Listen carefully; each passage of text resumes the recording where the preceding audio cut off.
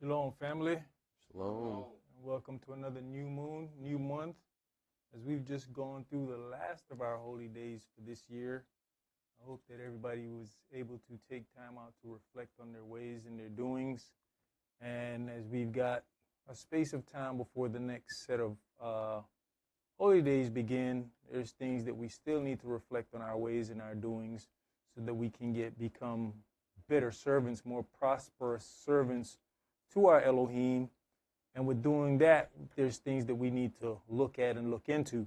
The topic of tonight's class is attributes of a hardened heart.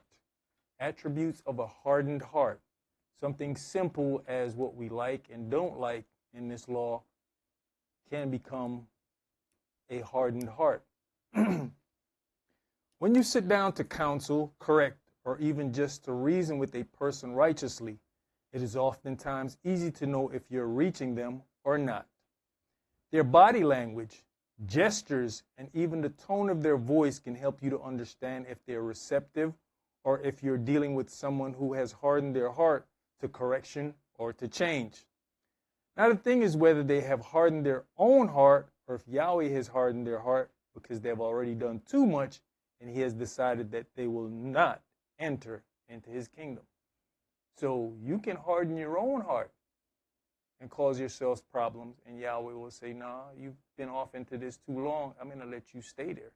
Or Yahweh can harden your heart in certain situations because he's got a point to prove. So let's jump right into this. Let's begin in Exodus chapter 4. Exodus chapter 4, and we're going to start at verse 1.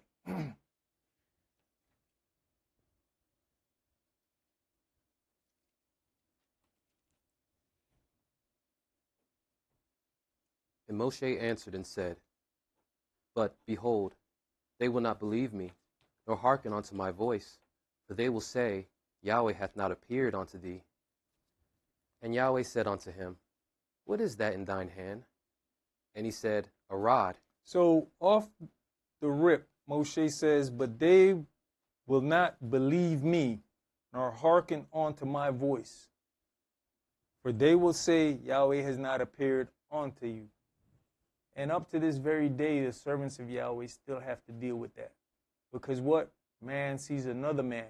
So they figure, hey, he's no better than me. But let's look at the actions and the deeds of the individuals. Yes, we're all human beings. Yes, we're all flesh and blood. But does the walk match the talk? That's what you have to look at. Stop worrying about what you think, feel, and believe about that person. Does the walk match the talk? Go ahead. Verse 3. And he said, Cast it on the ground. And he cast it on the ground. And it became a serpent. And Moshe fled from before it. And Yahweh said unto Moshe, Put forth thine hand, and take it by the tail. And he put forth his hand, and caught it, and it became a rod in his hand. Now, we've always talked about the fact when Yahweh says to change, it's time to change. Right then and there, a change was made by Moshe. When it turned into a snake, Moshe took off. He was afraid, but Yahweh said, take it by the tail. He made that change, and whatever fear he had, he did as he was told.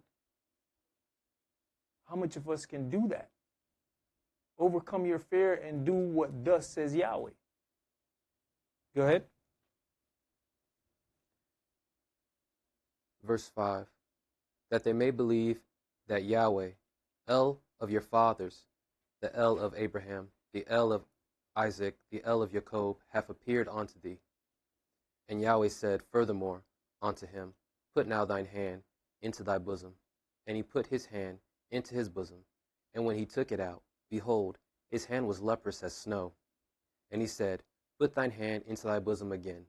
And he put his hand into his bosom again, and plucked it out of his bosom. And behold, it was turned again as his other flesh. And it shall come to pass, if they will not believe thee, neither hearken unto the voice of the first sign, that they will believe the voice of the latter sign. And it shall come to pass, if they will not believe also these two signs, neither hearken unto thy voice, that thou shalt take of the water of the river and pour it upon the dry land, and the water which thou takest out the river shall become blood upon the dry land. And Moshe said unto Yahweh, O my Adonai, I am not eloquent, neither heretofore, nor since thou hast spoken unto thy servant, but I am slow of speech, and of a slow tongue. And Yahweh said unto him, Who hath made man's mouth? Or who maketh the dumb, or deaf, or the seeing, or the blind? Have not I, am I not Yahweh? Now therefore go, I will be with thy mouth, and teach thee what thou shalt say. And he said, O my master, my Adonai, send, I pray thee, by the hand of him whom thou wilt send. And the anger of Yahweh was kindled against Moshe. And he said, Is not Aaron the Levite thy brother? I know that he can speak well, and also, behold, he cometh forth to meet thee. And when he seeth thee, he will be glad in his heart. And sometimes when you're having conversations with people about this word, if you pay attention long enough, you'll see the same thing of all of the excuses that can be made instead of just walking right. Instead of just following what thus says Yahweh, there's all these excuses. Moshe is making excuses. But guess what? Yahweh doesn't care. You're going to do what I said to do. Go ahead. Verse 15. And thou shalt speak unto him, and put his words in his mouth. Put words in his mouth, and I will be with thy mouth, and with his mouth, and will teach you what ye shall do. So imagine if he didn't say this about I'm slow to speech and made all these excuses. Where would he stand? Would he stand as the only individual in Yahweh's stead to do Yahweh's service? But because he said this, now it puts Aaron in the position. But Yahweh still said, no, you're still going to be at the head of this. Because now I'm going to teach you and you're going to teach him. But this is because of all the excuse that he made. That doesn't necessarily mean that that's the way it was supposed to go. Go ahead. And he shall be thy spokesman unto the people, and he shall be, even he shall be thee instead of a mouth. Be to you. Instead of a mouth. Mm-hmm. And thou shalt be to him instead of Elohim. And thou shalt take this rod in thine hand, wherewith thou shalt do signs.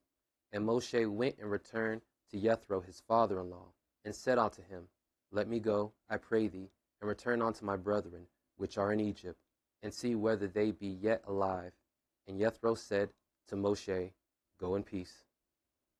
And Yahweh said unto Moshe in Midian, Go, return into Egypt, for all the men are dead which sought thy life.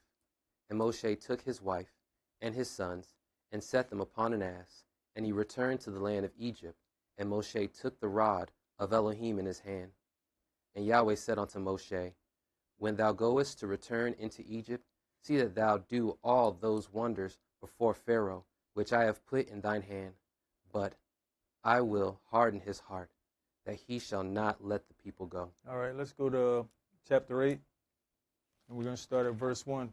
So Yahweh sends him on a mission, shows him all these signs and wonders to do, and tell him, when you get there, I still want you to do all these signs and wonders, but all the signs and wonders that you're going to do still is not going to change his position. His position is not going to change because I'm going to harden his heart, but you still need to do your job.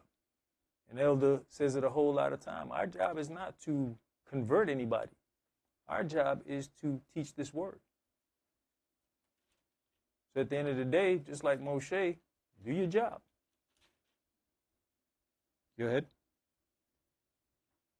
And Yahweh spake unto Moshe, Go unto Pharaoh, and say unto him, Thus saith Yahweh, Let my people go, that they may serve me. And if thou refuse to let them go, behold, I will smite all thy borders with frogs. And the river shall bring forth frogs abundantly, which shall go up and come into thine house, and into thy bedchamber, and upon thy bed, and into the house of thy servants, and upon thy people, and into thine ovens, and into thy kneading troughs. And the frogs shall come up both on thee, and upon thy people, and upon all thy servants. And Yahweh spake unto Moshe, say unto Aaron, stretch forth thine hand with thy rod over the streams, over the rivers, over the ponds, and cause frogs to come up upon the land of Egypt. And Aaron stretched out his hand over the waters of Egypt, and the frogs came up and covered the land of Egypt. The magicians did so with their enchantments, and brought up frogs upon the land of Egypt. Then Pharaoh called for Moshe and Aaron and said, entreat Yahweh, that he may take away the frogs from me and from my people, and I will let the people go, that they may do sacrifice unto Yahweh. And Moshe said unto Pharaoh, glory over me. When shall I entreat for thee, and for thy servants, and for thy people, to destroy the frogs from thee and thy houses, that they may remain in the river only? And he said, tomorrow. And he said, be it according to thy word, that thou mayest know that there is none like unto Yahweh our Elohim. And the frogs shall depart from thee, and from thy houses, and from thy servants, and from thy people. They shall remain in the river only. And Moshe and Aaron went out from Pharaoh, and Moshe cried unto Yahweh, because the frogs which he had brought against Pharaoh. And Yahweh did according to the word of Moshe. And the frogs died out of the houses, out of the villages, and out of the fields. And they gathered them together upon heaps, and the land stank. But when Pharaoh saw that there was respite, he hardened his heart, and hearkened not unto them, and Yahweh had as Yahweh had said. And Yahweh said unto Moshe, say unto Aaron, stretch out thy rod, and smite the dust of the land, that it may become lice throughout all the land of Egypt. And they did so. For Aaron stretched out his hand with his rod, and smote the dust of the earth, and it became lice in man and in beast. All of the dust of the land became lice throughout the land of Egypt. And the magicians did so with their enchantments to bring forth lice, but they could not. So there were lice upon man and upon beasts. Then the magicians said unto Pharaoh, this is the finger of Elohim. And Pharaoh's heart was hardened, and he hearkened not unto them, as Yahweh had said. So even the people that you put to work to duplicate the same things are now telling you that, hey man, this is beyond us. You don't even want to hear them. These are supposed to be people on your side that you don't even want to hear them. Verse 15 says, but when Pharaoh saw that there was respite, he hardened his heart and hearkened not unto them, as Yahweh had said. Priest Eli, can you read respite, the definition for respite for me, please? Respite, H7309. Revakah, feminine of H7305. Relief, breathing, respite. So that means once Yahweh pulled back and Pharaoh saw that there was an ease of the tension, he hardened his heart. And that's where a lot of us stand. Once the trouble eases up a little bit, we go right back to being hard-hearted. But as long as that pressure is on you, as long as that pressure is on us, oh Yahweh, oh Yahweh, oh Yahweh, oh. But the minute you get some relief, you forget about everything that you done went through, you forget about who pulled you through it, and you're right back in mess. So we understand what happened with Pharaoh. He got a breather. He got a moment of peace. Right back to being the same old person.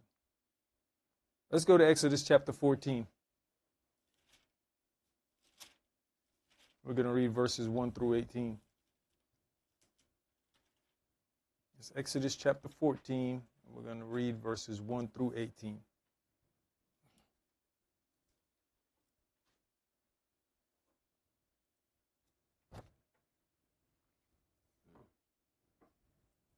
And Yahweh spake unto Moshe, saying, speak unto the children of Israel, that they turn and encamp before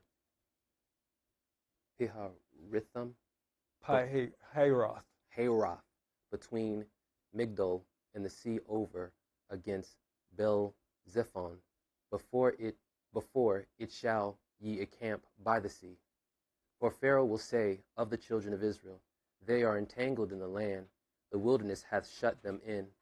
And I will harden Pharaoh's heart, that he shall follow after them, and I will be honored upon Pharaoh and upon all his hosts, that the Egyptians may know that I am Yahweh. And they did so. And it was told the king of Egypt that the people fled, and the heart of Pharaoh and of his servants were turned against the people. And they said, why have we done this, that we have let Israel go from serving us? So we go from just Pharaoh's heart being hardened to now the Egyptians' hearts are being hardened. Why? Because you all played a part in this. You've all benefited from the task of the Hebrews. You all put them into hard bondage. Yeah, Pharaoh's the head man, but you all played a part. You all benefited. Go ahead. And he made ready his chariot, and took his people with him. And he took 600 chosen chariots, and all the chariots of Egypt, and captains over every one of them. And Yahweh hardened the heart of Pharaoh, king of Egypt, and he pursued after the children of Israel. And the children of Israel went out with a high hand. But the Egyptians pursued after them, all the horses and chariots of Pharaoh, and his horsemen, and his army, and overtook them encamping by the sea, beside Pi-hahiroth, before Baal-zephon. Now, even with this, when you go back to verse 8, it says, and Yahweh hardened the heart of Pharaoh, king of Egypt, and he pursued after the children, and the children of Israel went out with an high hand. But you see that all the Egyptians are still going with him. And that's also what we have to be careful of. You can be dealing with somebody who their heart is hardened. They're going off to mischief. And depending on where you have that person in your heart, how high of an esteem you hold that person to, you'll find yourself following them right off into mess. All Yahweh had to do is just harden Pharaoh's heart, because he's the ruler.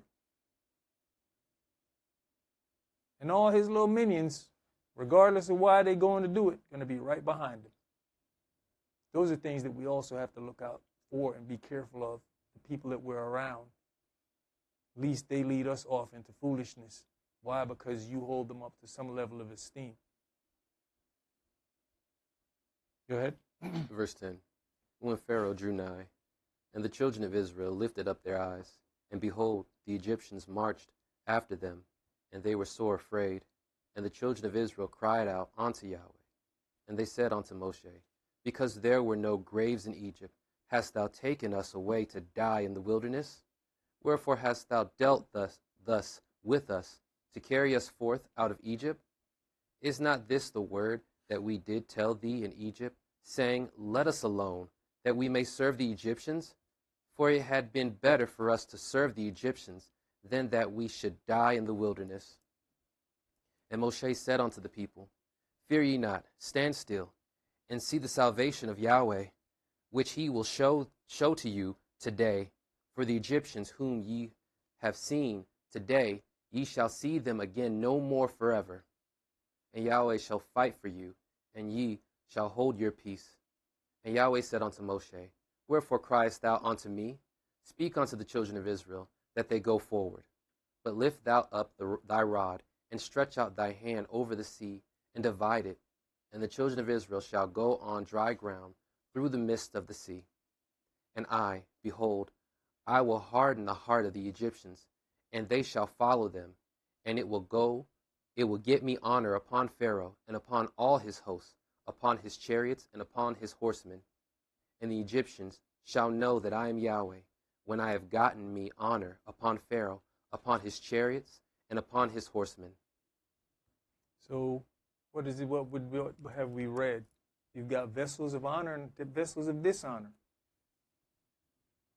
The kind of honor that Pharaoh is getting, I don't want that kind of honor. So one way or another, we have to figure out what side of this we want to be on when it's all said and done. Just those little things within your heart can be an issue onto you. Let's go to Genesis chapter 4. Genesis chapter 4, we're going to read verses 1 through 19.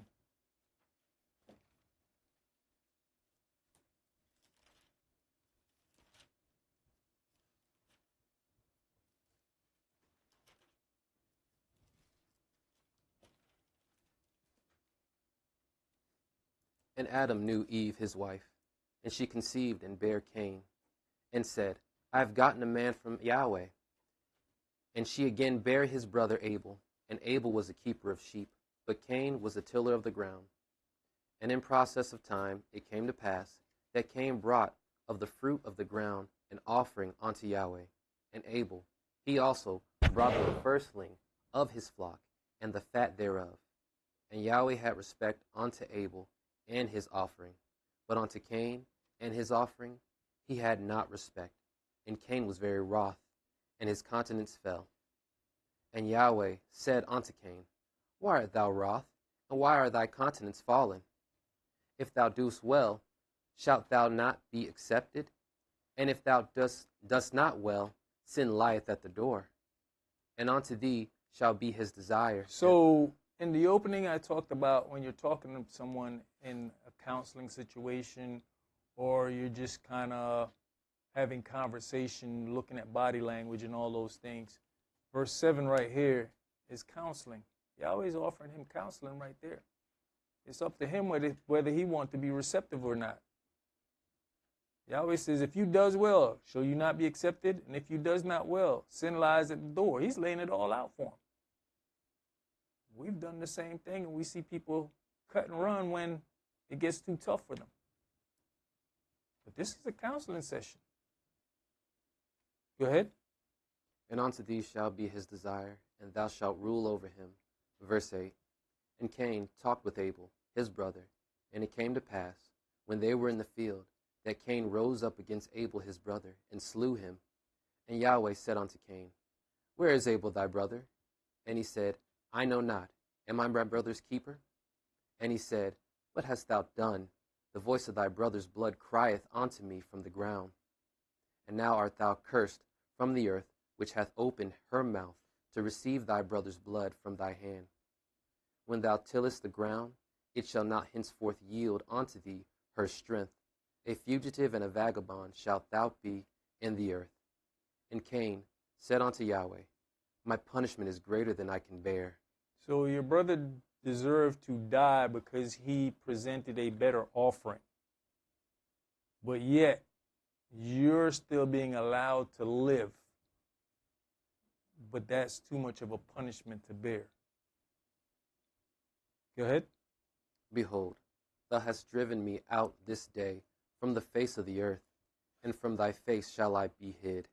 And I shall be a fugitive and a vagabond in the earth, and it shall come to pass that every one that findeth me shall slay me. And Yahweh said unto him, Therefore whosoever slayeth Cain, vengeance shall be taken on him sevenfold. And Yahweh set a mark upon Cain, lest any finding him should kill him. Now verse 15, and Yahweh said unto him, Therefore whosoever slays Cain, vengeance shall be taken on him sevenfold. And Yahweh set a mark upon Cain, lest any finding him should kill him. This is something between Yahweh and Cain. But how far does this go down the line? We're going to get into that in a few. Go ahead. Verse 16. And Cain went out from the presence of Yahweh, and dwelt in the land of Nod, on the east of Eden. And Cain knew his wife, and she conceived, and bare Enoch. And he built a city, and called the name of the city after the name of his son Enoch. And unto Enoch was born Irad, and Irad begot Mehuliel, and Mehuliel begot Methusael, and Methusael begat Lamech. And Lamech took unto him 2 wives. The name of the one was Adah, and the name of the other Zilhah. And Adah bare Yabal. He was the father of such that dwelt in tents, and of such have cattle. Go ahead, jump down to verse 23. Okay. And Lamech, Genesis chapter 4 and verse 23.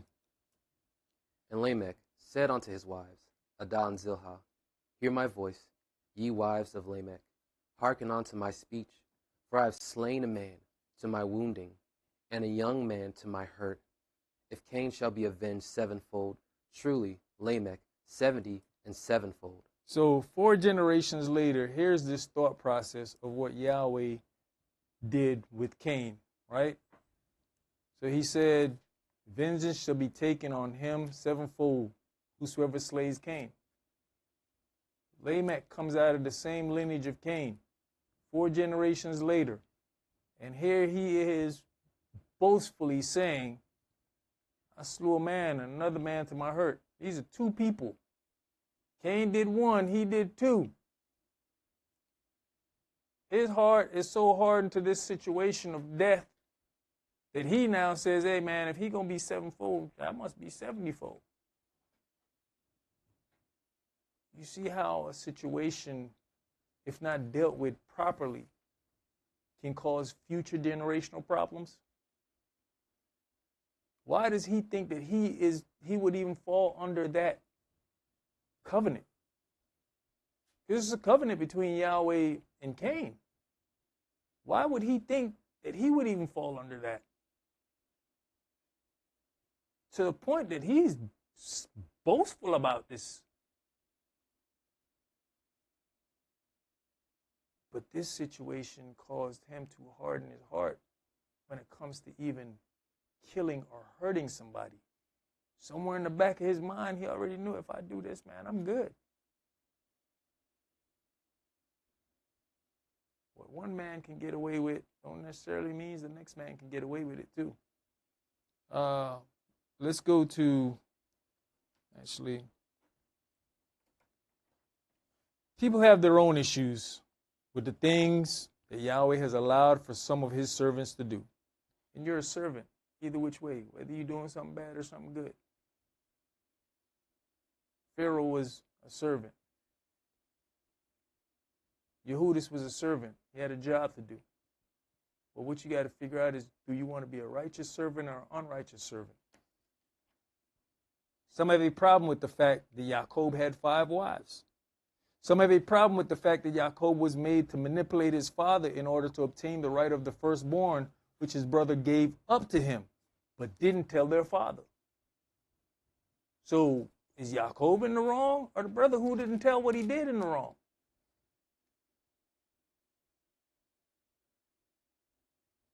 I bring it back to cars. If I go race somebody for pink slips and I win, and you don't give me the pink slip, which is the title to your car, and I send a tow truck to pick up the car, now you're going to tell everybody I'm a thief? That's basically what we're looking at. How can you be mad with Jacob? Jacob went to get what was his. You might not like how he went about it, but he went to get what was rightfully his. Somebody wasn't honest on their side to say, nah, Dad, I gave it up. But yet, while we have these isms and schisms about Yahweh, what Yahweh has or allows, we still trying to benefit of what is a Israelite. You got a problem with this? Jacob is Israel. So how can you look to say, I'm Israel or I'm an Israelite, or trying to benefit from that what was promised to Jacob? Are you then not standing in that manipulation and that lie that you have a problem with? If you got a problem with the 4 wives and how the family was created, but yet you're trying to say you're a Hebrew Israelite, are you not trying to benefit from something that you say you have a problem with? How do you do that? It's got to be something in the heart that's not right.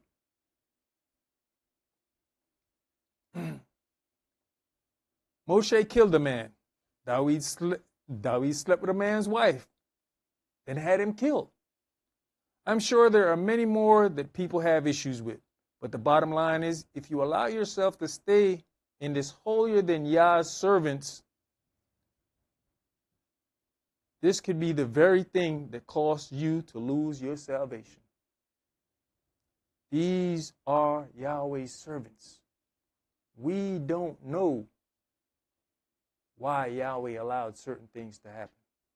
That is between Yahweh and them. We also don't look at what these people went through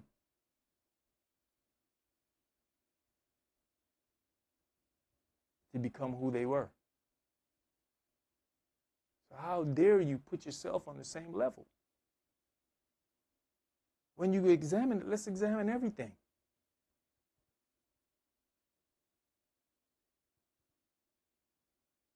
Just don't look at what you think or what you feel that you don't like. Let Yahweh handing out punishments and blessings as he sees fit, and you stay focused on gaining salvation. Let's go to 1 Samuel chapter 2.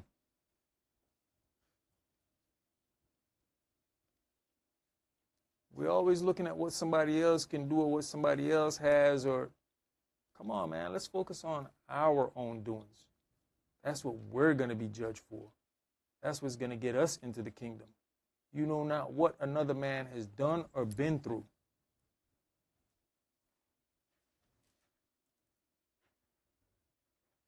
First Samuel chapter 2, and we're going to start at verse 12. Now the sons of Eli were sons of Belial. They knew not Yahweh.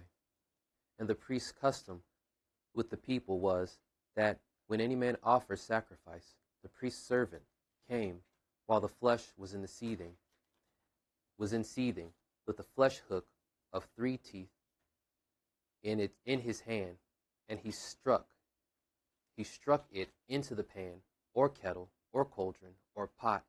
All that the flesh hook brought up, the priest took for himself. So they did in Shiloh unto all the Israelites that came thither. Also, before they burnt the fat, the priest's servant came and said to the man that sacrificed, Give flesh to roast for the priest, for he will not have sodden flesh of thee, but raw. And if any man said unto him, Let them not fail to burn the fat presently, and then take as much as thy soul desireth, then he would answer him, Nay, but thou shalt give it me now, and if not, I will take it by force. So you're standing in a position of being a servant, not just a servant, a priest, not just a priest's son. And here you are, somebody's trying to correct you on how this is supposed to go, and then tell you, man, once it's cooked properly, you can have all you want. But you so hell-bent on your own desires and what you want that you say, nah, you don't give it to me now. That's a whole nother level of hardening your heart to a situation. That's a whole nother level of exalting yourself.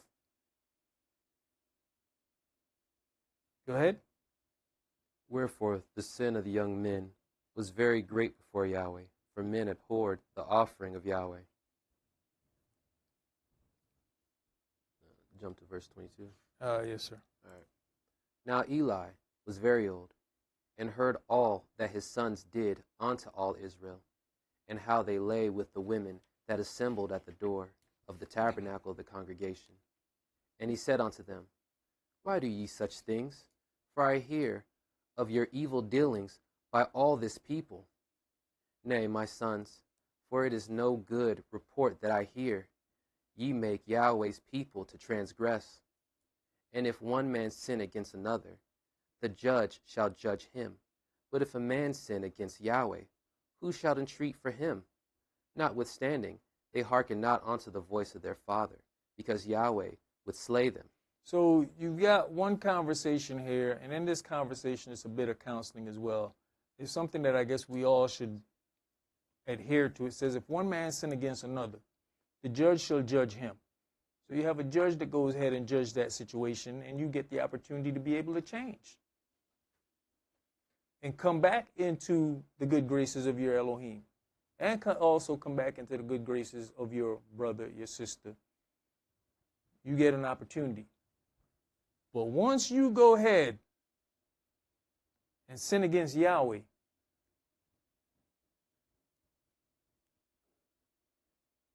where do you stand? What's your opportunity and your chance of even making corrections? You better pray that you are some great one and have done some great works, Did Yahweh look and say, you know what? I'm going to pardon you for this, but I'm going to still deal with you. He'll pardon it, but he's still going to deal with you. So before you go off and do anything against what thus says Yahweh, you might want to look at your walk, not just your talk, but your walk on this path to salvation, to see if you really stand in a place where you can have an ism and schism, but how Yahweh handles things. Go ahead. Verse 26. And the child Samuel grew on, and was in favor both with Yahweh and also with men. And there came a man of Elohim unto Eli, and said unto him, Thus saith Yahweh, Did I plainly appear unto the house of thy father when they were in Egypt in Pharaoh's house? And did I choose him out of all the tribes of Israel to be my priest, to offer upon mine altar, to burn incense, to wear an ephod before me? And did I give unto the house of thy father all the offerings made by fire of the children of Israel? Wherefore kick ye at my sacrifice and at mine offering, which I have commanded in my habitation, and honorest thy sons above me, to make yourselves fat with the chiefest of all the offerings of Israel my people? Wherefore Yahweh Elohim of Israel saith, I said indeed that thy house and the house of thy father shall walk before me forever. But now Yahweh saith, Be it far from me, for them that honor me I will honor, and they that despise me shall be lightly esteemed. Behold, the days come that I will cut off thine arm and the arm of thy father's house, that there shall not be an old man in thine house. And thus shalt see an enemy in my habitation, in all that wealth which Elohim shall give Israel, and there shall not be an old man in thine house forever. And the man of thine, whom I shall not cut off from mine altar, shall be to consume thine eyes, and to grieve thine heart, and all the increase of thine house shall die in the flower of their age. And this shall be a sign unto thee that shall come upon thy two sons on Hophni and Phinehas. In one day they shall die, both of them. So if you look at verse 33, and Yahweh said, And the man of yours whom I shall not cut off from mine altar shall be to consume your eyes and to grieve your heart, and all the increase of your house shall die in the flower of their age. So certain things were supposed to happen so that Eli would watch and be grievous as these things happen. And that was because of not correcting his sons. And he says, And this shall be a sign unto you that shall come on upon your two sons, on Hophni and Phinehas, and one day they shall die, both of them. So when you listen to this or read this, these are things that Eli was supposed to sit back and deal with. These are things that was supposed to grieve Eli, the doings of his sons. But let's go see what happens. Let's go to chapter 3 and start at verse 11 for me, please. And Yahweh said unto Samuel, Behold, I will do a thing in Israel, at which both the ears of every one that heareth it shall tingle. In that day I will perform against Eli all things which I have spoken concerning his house. When I begin, I will also make an end. For I have told him that I will judge his house forever for the lawlessness which he knoweth, because his sons made themselves vile, and have restrained them not, and he restrained them not. And therefore I have sworn unto the house of Eli, that the lawlessness of Eli's house shall not be purged with sacrifice nor offering forever. And Samuel lay unto the morning, and opened the doors of the house of Yahweh. And Samuel feared to show Eli the vision. Then Eli called Samuel and said, Samuel, my son. And he answered, Here am I.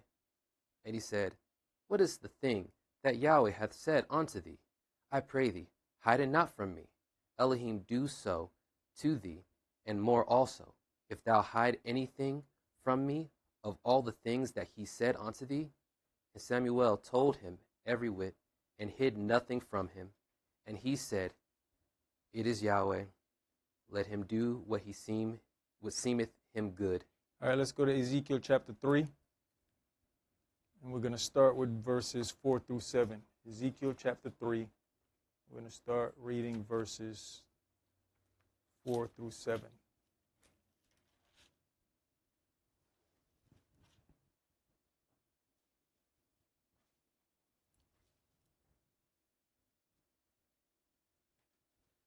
And he said unto me, Son of man, go, get thee unto the house of Israel, and speak with my words unto them. For thou art not sent to the people of a strange speech, and of a hard language, but to the house of Israel. Not to many people of a strange speech, and of a hard language, whose words thou canst not understand. Surely, had I sent thee to them, they would have hearkened unto thee. But the house of Israel will not hearken unto thee, for they will not hearken unto me, for all the house of Israel are impudent and hard-hearted. All right, jump to verse 17. Son of man, I have made thee a watchman unto the house of Israel. Therefore, hear the word of my mouth. Word at my mouth. The word at my mouth, and give them warning from me. When I say unto the wicked, Thou shalt surely die, and thou givest him not, and the hand of Yahweh was there upon me, and he what? You gotta jump across. Where? Start verse 18 back over for me, please. When I say unto the wicked, Thou shalt surely die, and thou givest him not warning, nor speakest to warn the wicked from his wicked way, to save his life, the same wicked man shall die in his lawlessness, but his blood will I requite at thine hand. Yet if thou warn the wicked, and he turn not from his wickedness, nor from his wicked way, he shall die in his lawlessness, but thou hast delivered thy soul. Again, when a righteous man doth turn from his righteousness, and commit lawlessness, and I lay a stumbling block before him, he shall die. Because thou hast not given him warning, he shall die in his sin, and his righteousness which he hath done shall not be remembered, but his blood will I requite at thine hand. Nevertheless, if thou warn the righteous man that the righteous sin not, and he doth not sin, he shall surely live, because he is warned. Also thou hast delivered thy soul. When a righteous man does turn from his righteousness and commit lawlessness. Eli and his sons were said to be priests of Yahweh, but it is Eli who carried the heavier weight, being their father and the head priest. Yahweh told Eli that both his sons would die in one day, and that the man of his, whom I shall not cut off from mine altar, shall be to consume your eyes and to grieve your heart. So these are things that Eli was supposed to grow old and see happen. Even with hearing this news, it seems that Eli was content with the outcome. What did he say to Samuel? It is Yahweh. Let him do what seems best to him. But what happens when your actions or lack thereof affects more of Yahweh's house than what you had considered? Let's go to 1 Samuel chapter 4.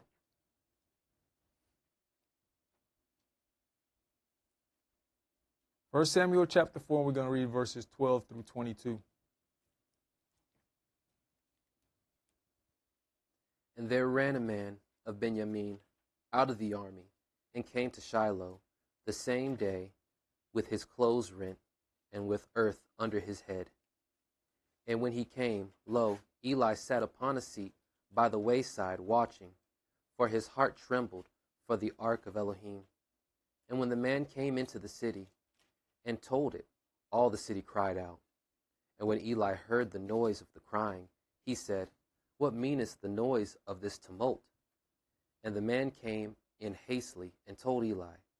Now Eli was 98 years old, and his eyes were dim, that he could not see. And the man said unto Eli, I am he that came out of the army, and I fled today out of the army. And he said, What is there done, my son? And the messenger answered and said, Israel is fled before the Philistines, and there hath been also a great slaughter among the people. And thy 2 sons, Hophni and Phinehas, are dead, and the ark of Elohim is taken. And it came to pass, when he had made mention of the ark of Elohim, that he fell from off the seat backward by the side of the gate, and his neck broke, and he died. For he was an old man and heavy, and he had judged Israel 40 years. All right, so we see here in this situation, he was already told what was going to happen to his 2 sons. But I'm sure Yahweh already knew this thing was going to happen with the ark. The mention of his 2 sons didn't cause him a problem. It was the mentioning of what happened to the ark of Elohim that made him fall back and break his neck. But what happened to the care for the house of Elohim way before this point? You allowed your sons to defile the house of Elohim. So, did Eli already make a decision knowing his sons' hearts was hardened? That he was not going to be able to reach them at this point? They were too far gone? He was accepting of it. But the thing that he was not warned about is the ark of Elohim being taken. When he heard that, that's what got to him. So we also need to be careful. At least we get off into things and people allow us to stay there because they feel it's no good. I can't reach you anymore. I'm done trying. It's a waste of my time. It's a waste of my words. Because he definitely accept the outcome of his sons. It didn't say anything about him dying the same day that they died, did it? But the news of the ark of Elohim got to him. Let's go to actually. Do you want me to read the rest of that or No, you don't have to read the rest of that. no? Okay. Thank you. Our children oftentimes find it grievous when we condemn certain actions and behavior. But let's be honest. When the day comes for final judgment, will you be mad about what you were chastised for, or will you be mad about what was allowed that led you to the lake of fire? I can honestly say there are things that my own father let me down with as a child because he knew better but did not teach his children. His excuse was that every man has to make their own decisions. But what kind of a decision can be made if you're not properly informed? Proverbs chapter 22 and verse 6 says, train up a child in the way that he should go, and when he is old, he will not depart from it. So that means you can have no excuse to say that you were not trained up. You can have no excuse to say you did not know. My father knew things, did not partake in certain things, but allowed his children to partake in these things. And when I asked the question, man, if you knew this, why did you let us do this? You let us down.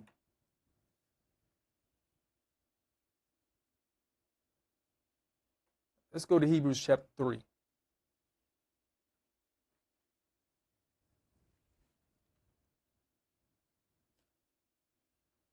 Hebrews chapter 3 and start at verse 1 for me, please.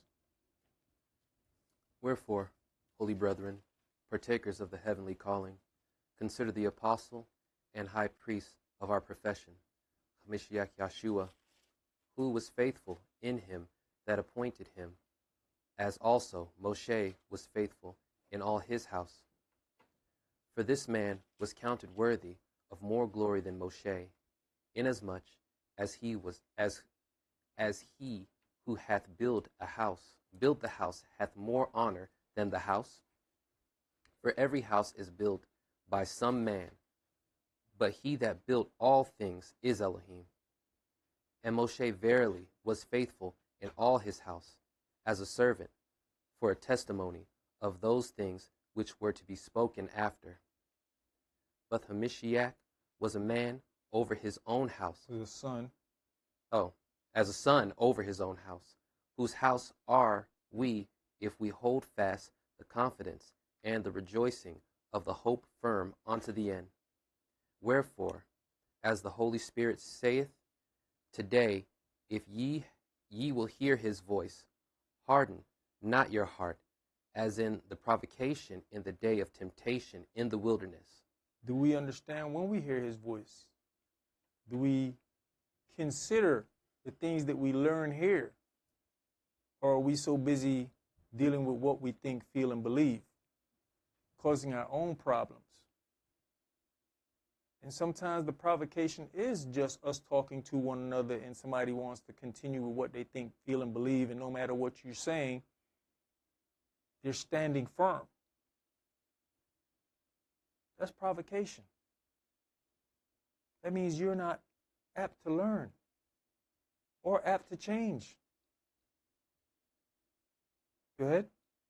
When your fathers tempted me, proved me, and saw my works 40 years, wherefore I was grieved with that generation, and said, they do always err in their heart, and they have not known my ways. So I swear in my wrath, they shall not enter into my rest. Take heed, brethren, lest there be in any of you an evil heart of unbelief in departing from the living Elohim. But exhort one another daily, while it is called today, lest any of you be hardened through the deceitfulness of sin. For we are made partakers of the Mashiach, if we hold the beginning of our confidence steadfast unto the end. While it is said, today, if ye will hear his voice and harden not your heart, as in the provocation. You know, verse 14, for we are made partakers of Yahshua, if we hold the beginning of our confidence steadfast unto the end. Holding the beginning of our confidence. The beginning of when you found this word, the joy that you had within it. I found the truth. But then as years and time goes by, and all of a sudden you off into this and that. What you think, what you feel, what you believe. I got this new thought process. What happened to the confidence that you had in the beginning when you found this word, when you found this truth? How about we just deal with it as it is written? Instead of having our own private interpretation of the word. That's where the problems come in at. Go ahead. Verse 16. For some, when they had heard, did provoke. Howbeit, not all that came out of Egypt by Moshe. But with whom was he grieved 40 years? Was it not with them that had sinned, whose carcasses fell in the wilderness? And to whom swear that he should not enter into his rest, but to them that believed not? So we see that they could not enter in because of unbelief. All right, let's go to Isaiah chapter 63, Isaiah chapter 63, and we're going to read verses 15 through 19. Isaiah chapter 53.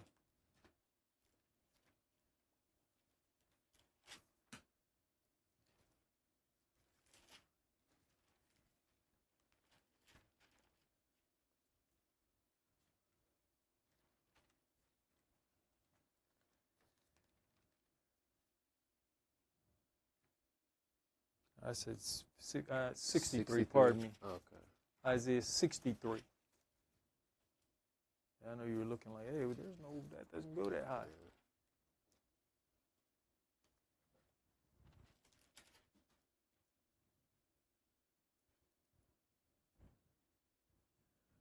Look down from heaven, and behold from the habitation of thy holiness and of thy glory.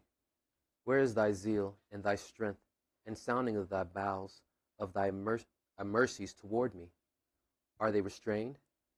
Doubtless thou art our father through Abraham. But Though Abraham. Though Abraham. What? Sorry. Though Abraham, being ignorant of us, and Israel acknowledge us not, thou, O Yahweh, are our Father, our Redeemer. Thy name is from everlasting. O Yahweh, why hast thou made us to err from thy ways, and harden our hearts from thy fear? Return for thy servant's sake the tribes of thine inheritance. O Yahweh, why have you made us to err from your ways, and harden our heart from your fear? So you see that we got work to do. Isaiah is pleading with Yahweh. Do we want to be one of those who stay off with a hardened heart? Do we want to be those that continue to err from Yahweh's ways? Can we see the error of our ways when it comes to our ways versus Yahweh's ways? Can we see when our heart is hardened against the things that Yahweh has put forth? That's the big challenge. Go ahead. The people of thy holiness have possessed it by a little while. But a little while. But a little while. Our adversaries have trodden down thy sanctuary. We are thine. Thou never bearest rule over them. They were not called by thy name. So what is this man saying? Hey, man, the people who are in place right now are not the people. We are yours. They were never yours. They were never called by your name. Even to this day, only one set of people that I know of that say they're Israelites. He said they were never called by your name. And they don't call themselves by your name. Let's go to Matthew chapter 18. Matthew chapter 18, we're going to read verses 21 through 35.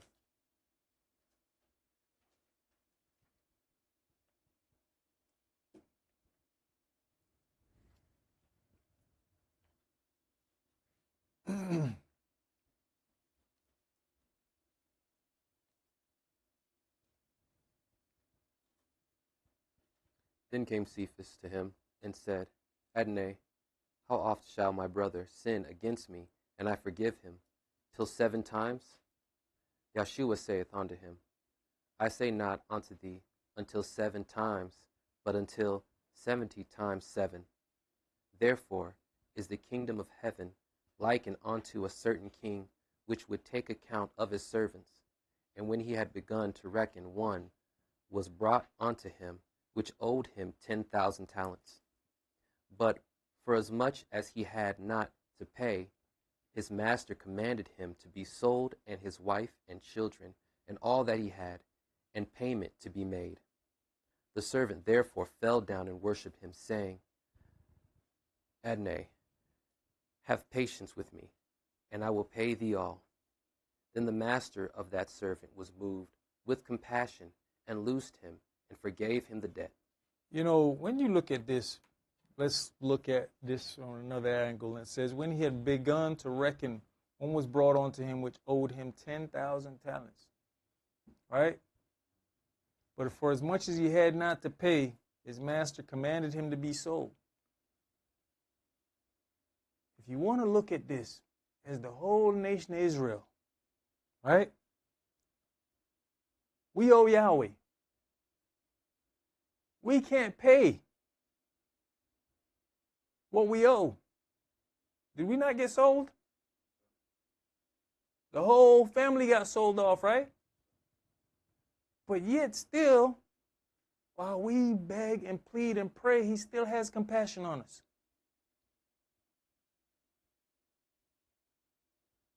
But how do we deal with other people? How do we deal amongst each other? So let's just not look at that as the servant who owed the master. We owe the master.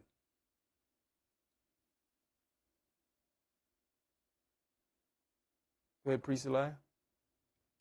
Verse 28. But the same servant went out, and found one of his fellow servants, which owed him 100 pence.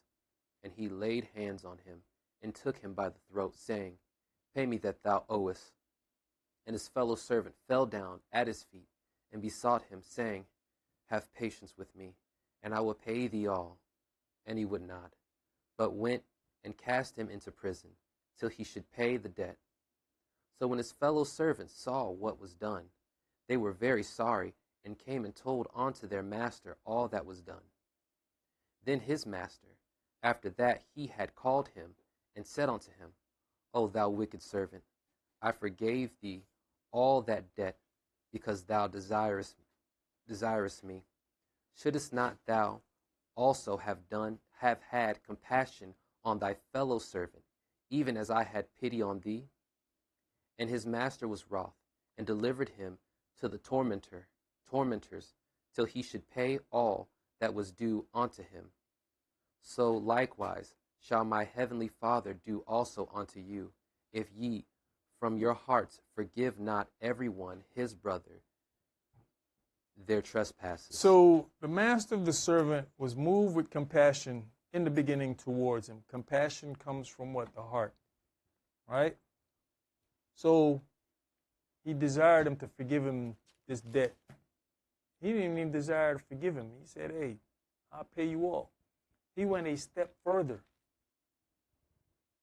had compassion, unhardened his heart about the situation, the way the situation started out.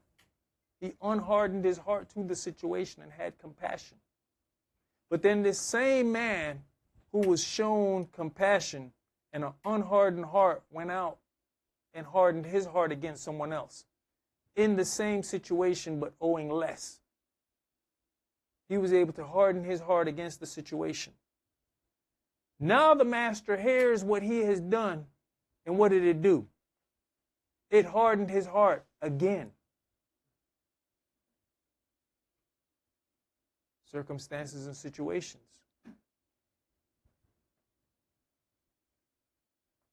An unrighteous act caused this man's heart to be hardened.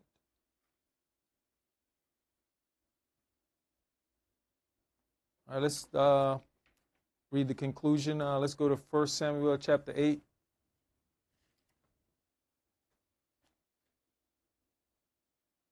Now imagine if Yahweh just completely hardened his heart against us. Where would we be? Where would we stand? What's going to happen to us?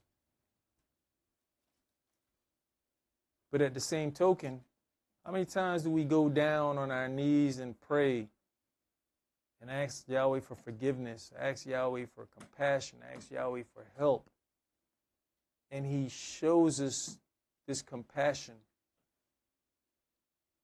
But then we turn around and get right back off into foolishness. How many times and how often will he allow for us as individuals to get off into foolishness after being compassionate onto us, that he finally just says, like he did with Pharaoh, I'm just going to harden his heart because I'm going to get honor from him. And the honor that he gets out of us is somebody else learning to say, I'm not going to do that.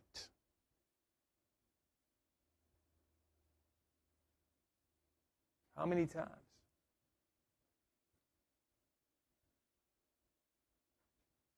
First Samuel and started at 1 Samuel chapter 8 and started verse 1 for me, please, sir. And it came to pass, when Samuel was old, that he made his sons judges over Israel. Now the name of his firstborn was Joel, and the name of his second, Abiah. They were judges in Beersheba. And his sons walked not in his ways, but turned aside after lucre, and took bribes, and perverted judgment. Then all the elders of Israel gathered themselves together, and came to Samuel and Ramah, and said unto him, Behold, thou art old, and thy sons walk not in thy ways. Now make us a king to judge us like all the nations. But the thing displeased Samuel, when they said, Give us a king to judge us. And Samuel prayed unto Yahweh. And Yahweh said unto Samuel, Hearken unto the voice of the people in all that they say unto thee, For they have not rejected thee, but they have rejected me, that I should not reign over them, according to all the works which they have. Go ahead. What? Go ahead. Go ahead. Oh, according to all the works which they have done since the day that I brought them up out of Egypt, even unto this day, wherewith they have forsaken me, and served other gods, so do they also unto thee. Now, therefore, hearken unto their voice, howbeit, yet protest solemnly unto them, and show them the manner of the king that shall reign over them. And Samuel told all the words of Yahweh unto the people that asked of him a king. And he said, This will be the manner of the king that shall reign over you. He will take your sons, and appoint them for himself, for his chariots, and to be his horsemen, and some shall run before his chariots. And he will appoint him captains over thousands, and captains over fifties, and will set them to the ear his ground, and to reap his harvest, and to make his instruments of war, and instruments of his chariots. And he will take your daughters to be confectionaries, and to be cooks, and to be bakers. And he will take your fields, and your vineyards, and your olive yards, even the best of them, and give them to his servants. And he will take the tenth of your seed, and of your vineyard, and give to his officers, and to his servants. And he will take your men servants, and your maid servants, and your goodliest young men, and your asses, and put them to his work. And he will take the tenth of your sheep, and ye shall be his servants. And you shall cry out in that day, because your king, which you shall have chosen you, and Yahweh will not hear you in that day. Nevertheless, the people refused to obey the voice of Samuel, and they said, Nay, but we will have a king over us, that we also may be like all the nations, that our king may judge us, and go out before us, and fight our battles. And Samuel heard all the words of the people, and he rehearsed them in the ears of Yahweh. Verse 20. These are the people, says, that we also may be like all the nations, and that our king may judge us, and go out before us, and fight our battles. Yahweh had already established judges in the land, but now they want a judge to be of a king. He said, so our king will judge us. Israel did not understand that what they asked for was a near and future prophecy. That is, a king to judge us. We have had kings rule over us, but this last king that will rule over Israel, the judgments whereby he shall judge will find 2/3 of Israel getting cut off.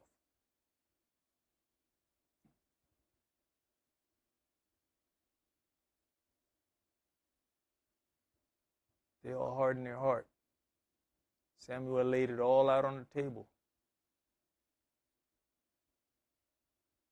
But they say, nah, we want what we want.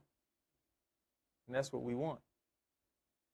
And that's where a lot of us get off into not being able to give up self-will to deal with righteousness.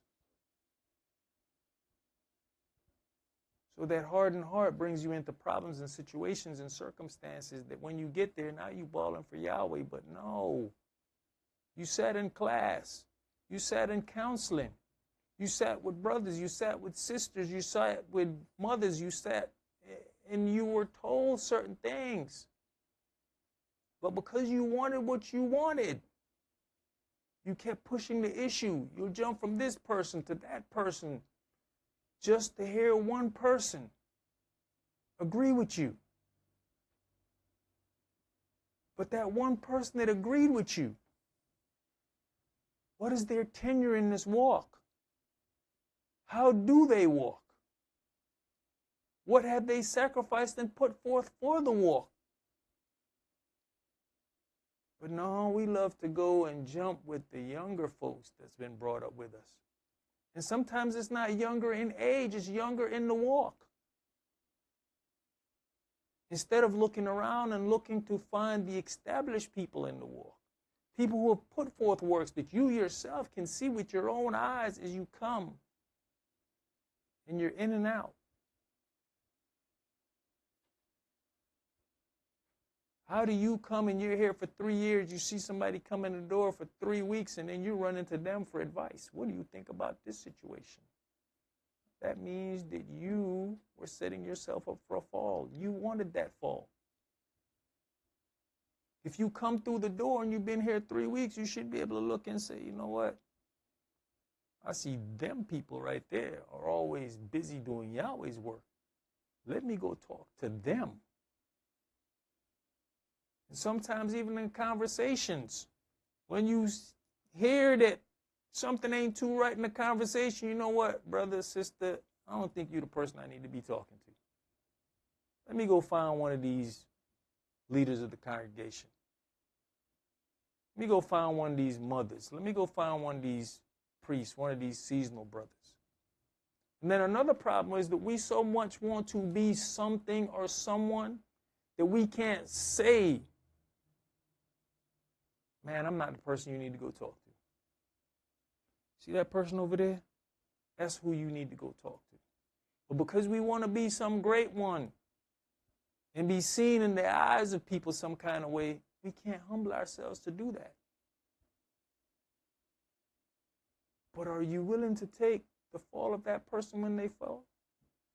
Because you decided to put yourself in the stead of leadership?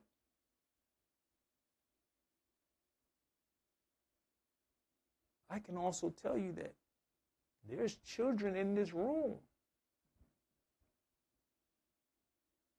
whose spiritual aptitude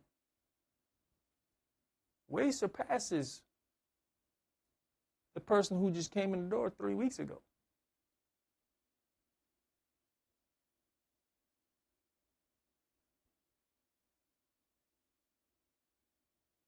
Are we trying to get in the kingdom?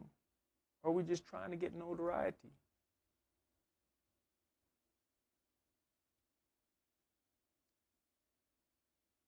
I have a thing that I call brain dump. Yes, a lot of us came from other religious backgrounds. But you hold on to some of those things, and that could be the very thing that Yahweh uses to harden your heart, and you find yourself in the lake of fire. You better learn to do brain dumps.